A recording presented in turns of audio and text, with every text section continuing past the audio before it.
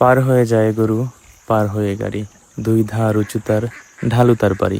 এই নদীটা দেখলে ঠিক আমার এই কবিতাটা ভীষণ মনে পড়ে। কারণ আগে যখন বইয়ের পাতায় পড়তাম ভাবতাম এই কবিতাটার মতো নদী আসলেই আছে কিনা। ঠিক এই জায়গায় আসলে আমার এই কবিতাটা ভীষণ মনে পড়ে।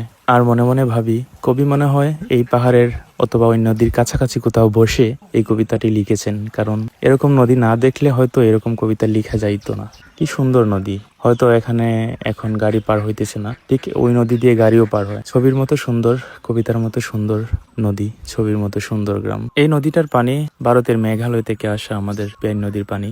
ঠিক ওই নদী দিয়েই বয়ে চলা আমাদের পেন নদীর পানি। যখন আপনার ভীষণ মন খারাপ থাকবে, ভীষণ কষ্ট পাবেন, কাছের মানুষ, দূরের মানুষ, পরিচিত মানুষ, অপরিচিত মানুষ যখন আপনাকে দুঃখ দিবে, কষ্ট দিবে, ঠিক এরকম জায়গাটাই খুঁজে নেবেন।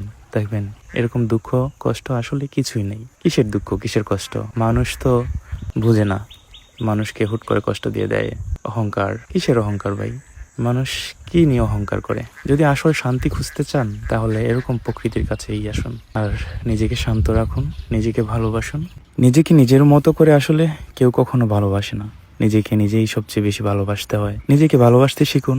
অন্যের কষ্ট গায়ে লাগানোর কোনো কারণ নাই, কোনো কারণ দেখিও না। মানুষ কষ্ট দিবে, মানুষের কাছাকাছি থাকলে মানুষ আপনাকে কষ্ট দিবেই, দুঃখ দিবেই, কেউ অহংকার করবে। সবাই তো আর সমান না, সবার উদ্দেশ্যে বলছি না। মানুষ তো মানুষের কাছ থেকেই কষ্ট পায়। তবে মানুষ হিসেবে মানুষের সাথে মিশা অবশ্যই উচিত। মানুষের সাথে মিশতে হয়, তবে মানুষের দেওয়া কষ্টগুলো গায়ে লাগানো যাবে না, একদমই না। আসলে অনেকে ভাববে এই কথাগুলো হয়তো আমি কোথাও অনেক কষ্ট পেয়ে, অনেক দুঃখ পেয়ে এই কথাগুলো বলতেছি। ঠিক এরকম কিছুই না। কারণ আমি মানুষের সাথে মিশেছি, সব ধরনের মানুষের সাথে মিশেছি, কিন্তু দিন শেষে দেখা যায় মানুষের সাথে আসলে যে ভেতরের যে একটা শান্তি, ঠিক ওইটা পাওয়া যায় না। ওইটা পেতে হলে আপনি এরকম প্রকৃতির কাছে আসতে হবে, প্রকৃতির সাথে মিশতে হবে, একাকিত্ব উপভোগ করতে হবে। ধন্যবাদ সবাইকে, অনেক কথা বলে ফেললাম।